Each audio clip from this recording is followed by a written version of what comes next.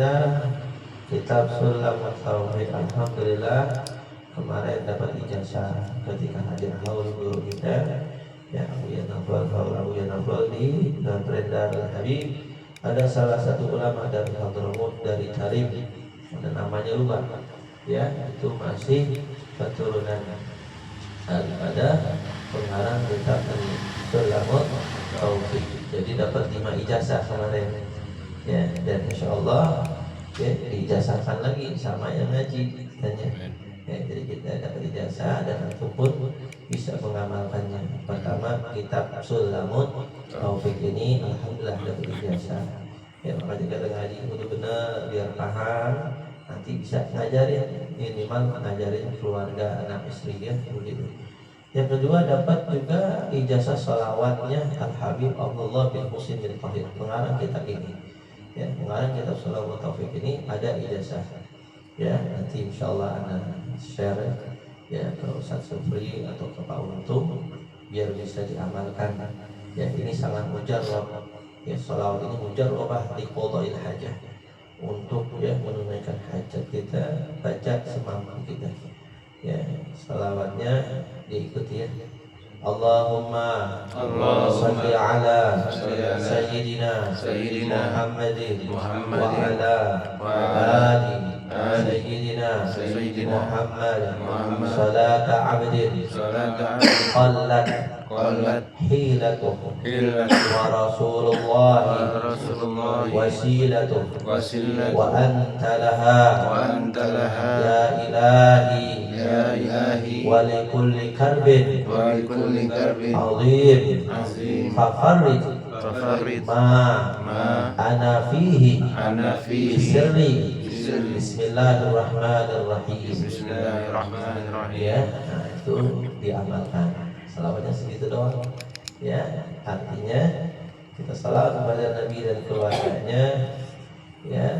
Nah kita minta sama Allah dengan begitu banyak kharbin azim ya, segala hal yang ya, kendala-kendala, problem-problem, kesusahan yang begitu besar ya, kita minta ya Rasulullah antalaha, engkaulah yang memiliki syafaat ya ilahi ya Tuhanku, walikul karbin azim, dan untuk tiap segala karbin azim fafarrij ya, berikanlah jalan keluarnya ma ana fihi, yang saya berada di dalamnya ya, berada di dalam segala problem tersebut, maka farrij ya, berikanlah solusi ya, bisirri, dengan sirnya Bismillahirrahmanirrahim ya, itu diamalkan. Yang kedua itu.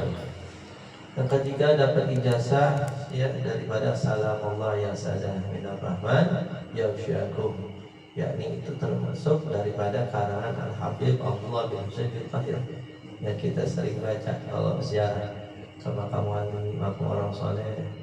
Ya salamullah ya sadah minar rahman ya usyakum ibadallah ya nakum wa zallakum dalamnakum ke akhir. Alhamdulillah dapat ijazahnya ya, itu juga bisa diamalin tuh ya, ziarah orang soleh baca itu. Terus yang keempat dapat juga ijazah karangan beliau salawat atau munajatnya ya, beliau yang sering kita baca ya arhamar rahimin ya arhamar rahimin ya arhamar rahimin falij'al muslimin sampai akhir. Alhamdulillah dapat ijazah.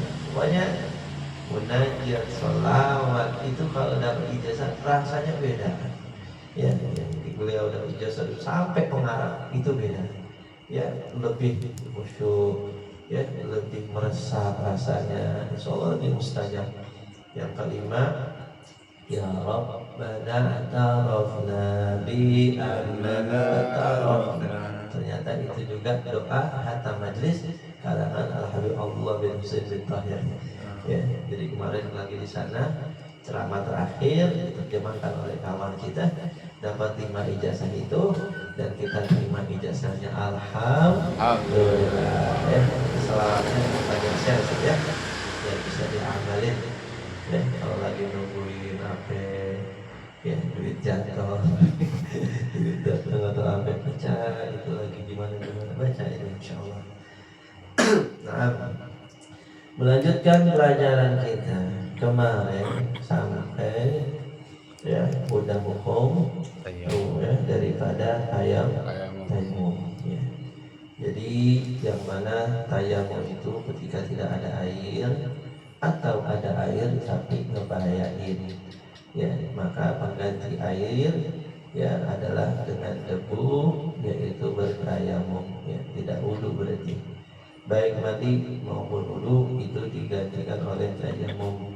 Syaratnya setelah masuk waktu dan setelah menghilangkan najis. Jadi kalau tayamum beda dari kalau wudu, gak masuk waktu sholat udah boleh ya, ada najisnya pun ya, umpama dia belum istinja wudu doang udah boleh ya, tapi kalau untuk sholat harus istinja.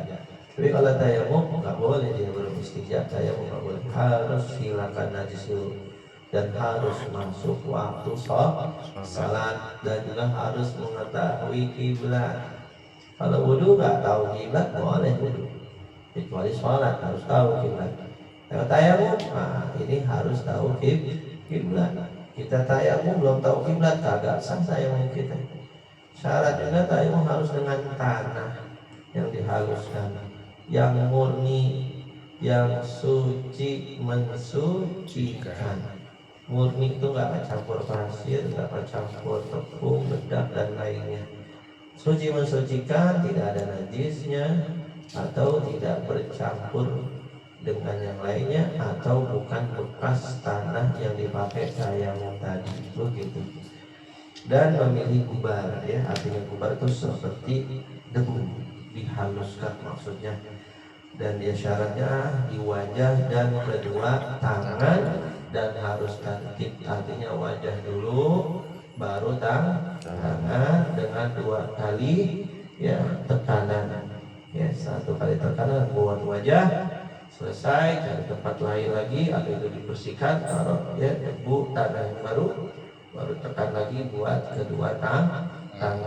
Niatnya bukan al hadas, niatnya istibahat fardhu shalah ya, nawaitul tayammuma listibahati ya, listibahati sholati fardhu lillahi ta'ala, atau nawaitus tayammuma listibahati fardhu shalah ya. Niat tayamum itu ya, yang penting kita paham bahasa kita nggak apa-apa. Aku niat bertayamum. Jadi ketika kita tekan itu sunnah pakai bahasa Arab. Nawaitu tayamum listibahati fardhu shalah lillahi ta'ala. Nah, ketika saat dia ya ma'anak harus dipindahkan tanah itu ya, dari tangan ke wajah ya. Jadi ketika dipindahkan ya, nah itu nggak boleh ada kosong, harus dia itu sadar betul niat dia mau ya tayamum ya. Mas nyampe wajah wa mashi awwalil wajhi.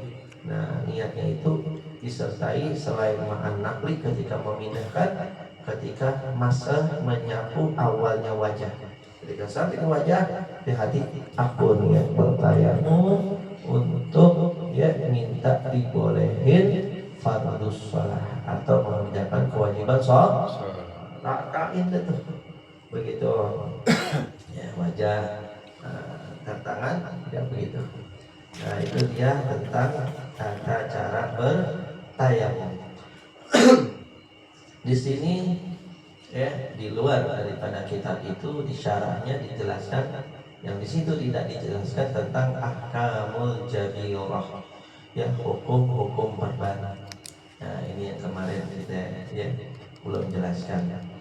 Al-jabirah, jabirah itu artinya apa? Ia satirun alal ulwi ya, artinya yang menutupi anggota ya, bagian ya badannya, yamna'u usulal ma'i ilal basyarah ya, artinya perban gitu ya. Apa aja, bukan hanya perban, pokoknya segala sesuatu yang nutupin anggota ya tayamum ya, yang nutupin anggota tayamum atau anggota wudu yang yamna usulal ma'il basyrah, yang mana penutup tersebut bisa mencegah sampainya air ke kulit.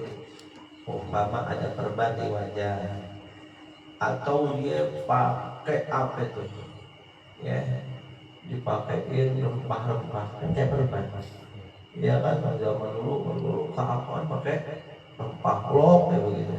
Nah itu kan semacam ya sesuatu yang menutupi bagian kulitnya sehingga air nggak bisa nyentuh langsung, atau ada perban. Nah ini ada hukumnya. Hukmuha, nah hukumnya illam yakhshad dharar, kalau dia tidak khawatir, lam yakhsha, dia tidak takut ad-dharar, bahaya ya, min naz'iha, daripada mencopot atau mencabut perbannya tersebut. Jadi kalau dia tidak takut bahaya daripada mencabut perbannya, fayajibu alaihi nasruha, maka wajib atas dia mencabut perbannya. Begitu pertama. Dilihat perban lukanya nih ya, kalau lukanya luka biasa ya cuman baret-baret pakai santaplas, atau luka-luka pakai perban, tapi dia yakin, dia nggak takut ini perban kalau anak buka, aneh nggak takut kenapa-napa ya, orang sakit begini doang atau udah mau sembuh, maka ketika tidak ada kekhawatiran, tidak takut ya tambah sakit lama sembuhnya, maka wajib dibuka atau dicabut itu perban ya, maka dia berwudu seperti biasa ya, karena nggak ada perbannya. Itu yang pertama ya. Wa illa, dan jika tidak, artinya kalau dia takut atau apalagi ada ya saran dari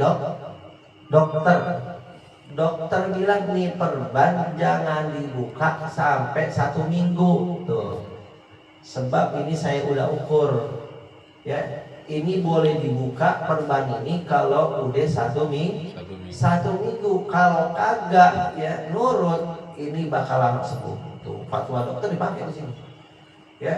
Nah, maka dengan fatwa dokter seperti itu ada kekhawatiran kalau dia buka, maka ketika ada kekhawatiran bahaya, apalagi ada dari dokter sarannya bisa lama sembuh atau tambah parah penyakitnya kalau perbannya dibuka, sehingga dia paksain pakai air lukanya ya. Nah kalau dia ya khawatir ya, fala, maka tidak dibuka perbannya, maka tidak wajib perbannya dibuka begitu ya.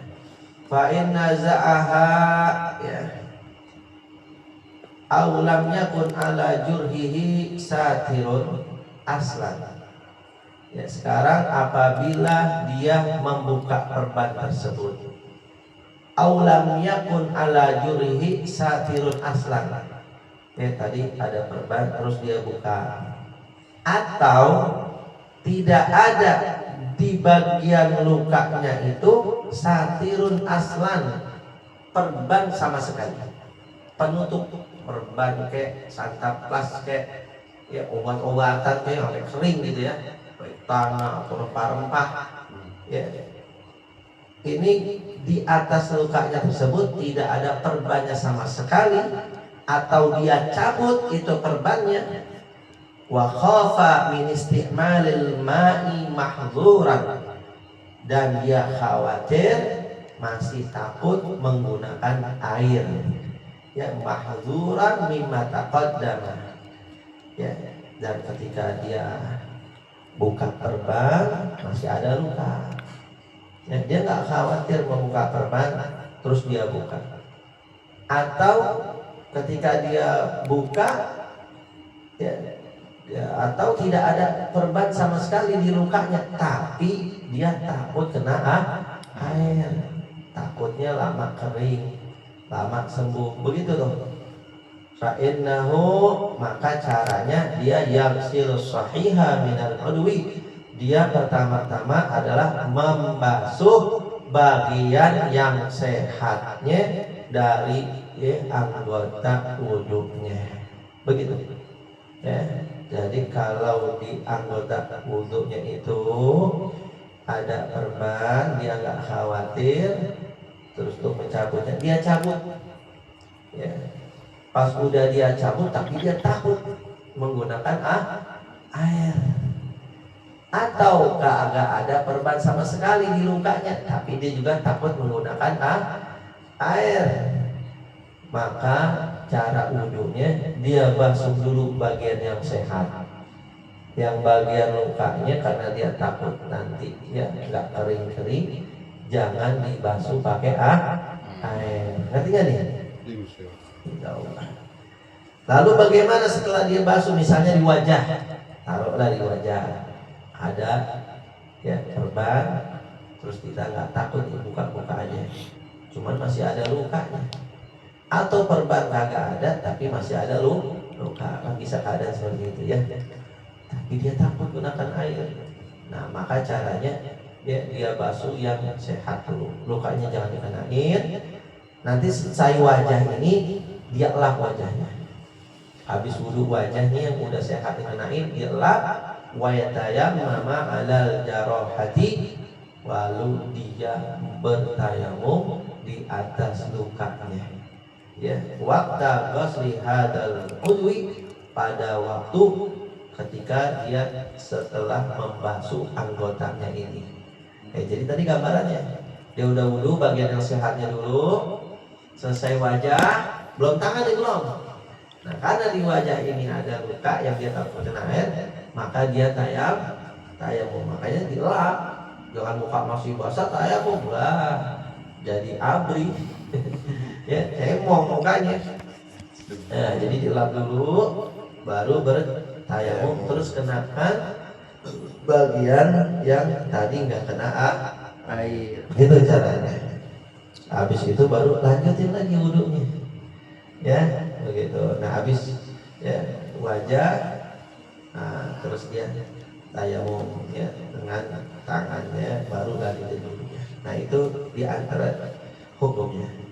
Nah, cara kaifiyatu wudhu sahibil jabir illam yanza'ha. Nah, kalau tadi kan cara kalau dia cabut perbannya atau nggak ada perban, tapi dia takut karena masih ada luka. Caranya seperti itu.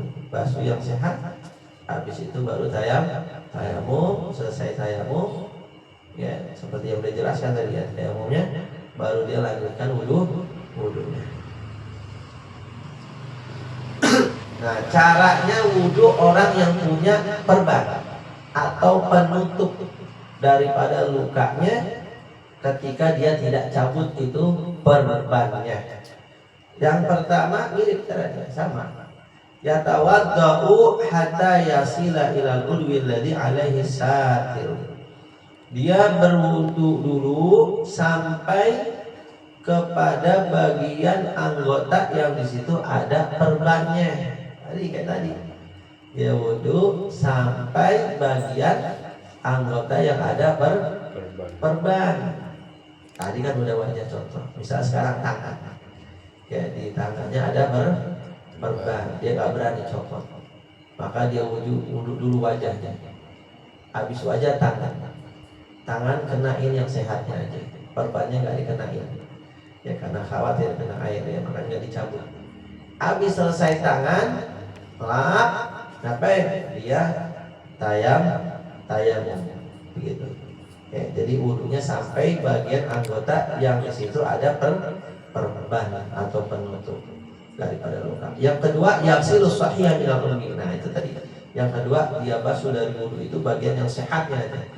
Sampai anggota di mana di situ ada perban. Terus yang ketiga baru ya tayammamu alal jarih, dia bertayamum daripada luka yang perbannya tersebut. Ya, jadi tayamum, nah itu dikenakan tuh perbannya. Ya, sedikit daripada tayamum dikenakan, begitu. Yang keempat, yamsahu bil ma'i ala satir, ya, alladhi alal jurhi. Nah, yang keempat terus dia kenain sapu dengan air bagian yang ada perbannya yang di situ ada lukanya. Jadi 2 kali kerja kalau begini. Ya. Walahu an yuqaddima ay wahidin min hadhihi thalatha.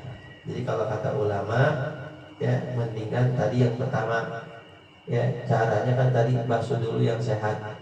Udah dibasuh, nanti yang bagian perban disapu aja. Sekedar kena basahan dikit itu perbannya. Ya. Nah, habis itu baru tayamum. Jadi boleh pilih dia. Jadi caranya misal perbannya di tangan. Masuk dulu yang sehat. Perbannya nggak digasahin nggak. Perbannya nggak sama sekali dikenakan sapuan pakai air. Habis itu tayamum, diulap dulu tayamum wajah baru tangan. Nanti ambil air lagi, sekedar basah tangan usap. Kalau itu 2 kali kerja kayaknya kan. Jadi boleh pilih, boleh ketika kita membasuh bagian sehat pakai air, ya. Habis itu yang bagian perban dikenain, ya disapu saja, bukan dibasuh, disapu, ya disapu. Nah habis itu baru tayamum. Berarti nggak usah disapu lagi kan? Karena tadi udah disapu, begitu maksudnya. Ya, terus yang kelima, yukamilu ma baqiya minal wudu, lalu dia menyempurnakan apa yang tersisa dari wudunya. Begitu. Jadi tangan tadi udah, berarti tinggal sapu kepala dan membasuh kedua kaki sampai mata kaki. Nah itu ya, itu cara daripada wudunya orang yang punya perban atau penutup di atas lukanya jika dia tidak mencabut penutupnya atau perbannya. Ya, caranya mirip apa yang tadi pertama. Ya, ketika orang mencabut ya, kayak begitu. Terus ada juga kaifiyatu ghusli sahibil jabirah. Ya, kalau tadi cara berwudu, kalau sekarang cara mandi orang yang punya perban. Kalau tadi kan wudu, caranya gitu. Wudu dulu sampai bagian yang ada perbannya. Nah, bagian perban yang ada perbannya itu dibasuh yang sehat. Nanti yang perbannya disapu saja pakai air tangan basah itu. Setelah itu dilap baru tayamum seperti yang tadi kita jelaskan, tayamum wajah dulu, baru tangan, baru lanjutkan wudunya, sempurnakan sisanya yang belum. Begitu. Nah kalau sekarang cara mandi sahibil jabirah, orang yang memiliki perban atau penutup daripada lukanya. Ya takhayyalu baina an yuqaddimal ghusla awalan awit tayammum. Jadi dia boleh milih antara mendahulukan mandi terlebih dahulu atau tayamum terlebih dahulu. Wal afdal, tapi yang paling afdal taqdimu tayammumi, mendahulukan tayamum dulu. Kalau kita punya perban di anggota tubuh, kalau mandi kan semua tubuh perban, kayak nih contohnya lagi habis operasi jahitan ada perban kan di perutnya, tahu-tahunya junub ngimpi. Udah lama hubungan sama istri ribet hubungan juga, atau dia nggak tahan lari sama istri, atau ngimpi basah junub, mau mandi wajib. Nah ini gimana, ada perban nih. Nah itu boleh pilih asalnya, mau dia mandi dulu atau tayamum dulu. Ya tentunya kalau mandi dulu ya bagian perbannya nggak dikenakan. Ya begitu. Nah, untuk menyempurnakan bagian yang nggak kena itu dia tayamum. Ya tayamumnya itu adalah seperti tadi wajah dan tangan. Tapi afdalnya didahulukan tayamum. Agar apa? Ya liyazilal gus, ya lu atharatura, agar mandi itu bisa menghilangkan bekas tanah. Makanya afdalnya tayamum dulu baru mandi. Maksudnya tuh biar kotornya tanah tadi bisa hilang. Itu lebih afdal. Tapi ya boleh saja dia mandi dulu baru tayamum boleh, tapi afdalnya tadi begitu. Nah itu caranya ya. Udah ngerti nih kira-kira nih? Insyaallah. Ya. Cuman ya ujung-ujungnya kalau repot kalau sholat juga. Ini foto aja dah, ya, begitu ya. Tapi enggak, kita kalau mampu ya kita lakukan. Ya, begitu. Nah sekarang ada hukum sholat sahibil jabirah. Hukumnya sholatnya orang yang punya perban.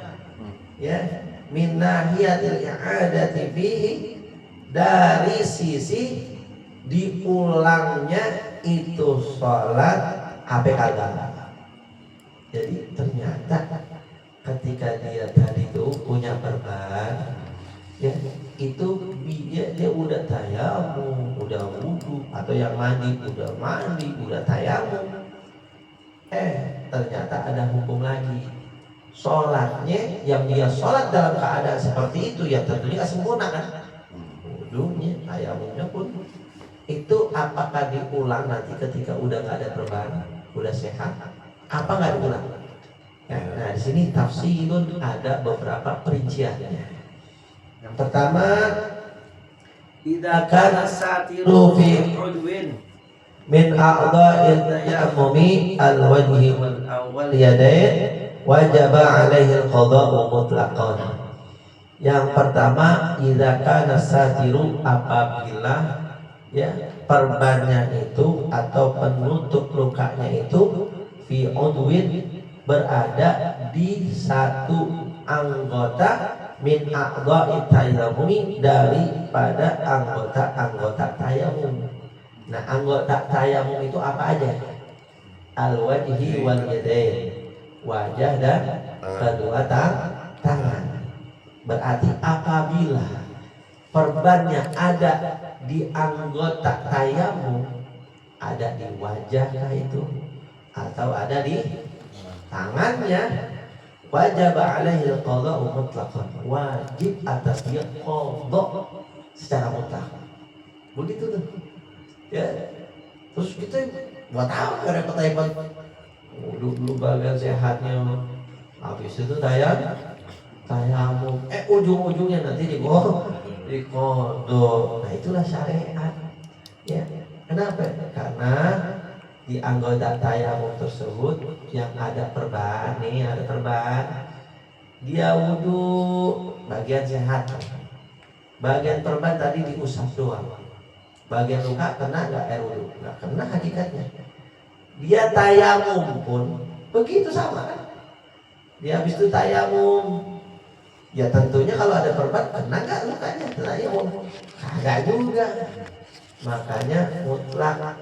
Ya, arti mutlak itu wajib qada atas dia, ya, baik ketika dia ada wudu atau tidak ketika meletakkan perbannya. Begitu. Ya, jadi kalau di wajah, di tangan tetap lakukan itu caranya. Cuma nanti kalau sudah ya kita sehat nggak ada perban, ulangi lagi sebagai langkah kehati-hatian.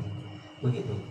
Ya, kecuali meninggal dunia baru itu jaga ya usaha dia itu ya. Itu yang pertama. Yang kedua, idza lam yakun fi a'dha'i tayammum, kalau perbannya atau penutup lukanya bukan di anggota tayamum. Ya, bukan di anggota tayamum berarti ya bukan di wajah, bukan di tangan, bisa di kaki. Ya, kalau itu wudu, atau bisa di badannya dia kalau itu mandi kan begitu. Nah, kalau perbannya bukan di anggota tayamum, wa akhadha minas sahihi zaidun ala qadri istimsaki, dan dia mengambil ya daripada bagian yang sehat itu zaidun ala qadri istimsaki, melebihi di atas ukuran atau kadar untuk istimsak. Apa istimsak? Ya, menahan itu perban. Ya, jadi ya, dia pakai perban, lukanya segini, nih lukanya, perbannya dilebihin sehingga mengambil bagian sehat, bagian yang nggak ada luka ketutup juga dengan perban tersebut. Maka apabila ya perbannya itu tadi pertama bukan di wajah, bukan di tangan, contoh misalnya di kaki, terus perbannya melebihi. Kadang kan perban begitu, ya lukanya segini, perbannya lebih lah. Atau dia lepas-lepasin mata, tetap aja pakai penempelnya. Nah itu yang nempel itu kan di bagian sehat. Ini umumnya perban begitu. Nah maka kalau seperti itu wajibal qada'u mutlaqan, wajib mengqadha secara mutlak. Ya, artinya dia wajib mengulang.